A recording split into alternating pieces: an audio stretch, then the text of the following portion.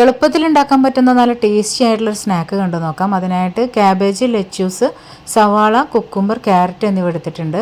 ഇതിൽ കുക്കുംബറും ലെറ്റ്യൂസും മാറ്റി വെച്ച് ബാക്കിയെല്ലാം ഒന്ന് വഴറ്റിയെടുക്കുന്നുണ്ട്. ഇനി ഇതെല്ലാം കൂടെ നമുക്കൊരു ബൗളിലേക്ക് ഇട്ട് കൊടുക്കാം.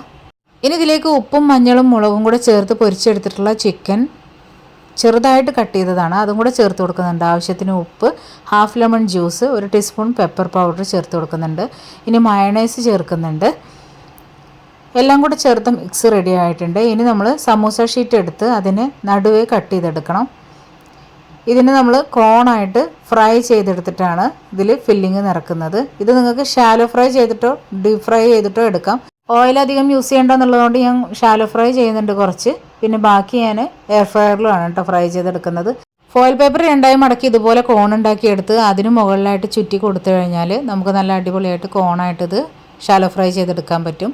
അതുപോലെ തന്നെ ഓവലും നമുക്കിതുപോലെ ബേക്ക് ചെയ്തെടുക്കാം കേട്ടോ. അപ്പോൾ ഇതുപോലെ കോൺ റെഡിയാക്കി എടുത്തിട്ടുണ്ട്. നേരത്തെ നമ്മൾ മിക്സ് ആക്കി വെച്ചിട്ടുള്ള ആ ഒരു ഷവർമ മിക്സ് ഉണ്ടല്ലോ, അത് ഇതിനകത്തേക്ക് ഫില്ല് ചെയ്ത് കൊടുക്കുക. നല്ല ക്രഞ്ചി ആയിരിക്കും കഴിക്കുമ്പോൾ, എന്നാൽ അകത്ത് നല്ല ജ്യൂസി ആയിട്ടുള്ളൊരു ഫില്ലിങ്ങും ആയിരിക്കും കേട്ടോ. നല്ല ടേസ്റ്റാണ്. സമൂസ ഷീറ്റ് വെച്ചിട്ട് നമുക്കിതുപോലെ ചെയ്തെടുക്കാവുന്നതാണ്. ഇനി ഇതെല്ലാം എന്നുണ്ടെങ്കിൽ ചപ്പാത്തി പരത്തിയിട്ട് അത് നടുവേ കട്ട് ചെയ്ത് ഇതുപോലെ കോണാക്കിയിട്ട് ഫില്ലിങ് നിറച്ചാലും മതി കേട്ടോ. അപ്പോൾ ട്രൈ ചെയ്ത് നോക്കാൻ മറക്കണ്ട. നല്ല ടേസ്റ്റി ആയിട്ടുള്ള സ്നാക്കാണ്.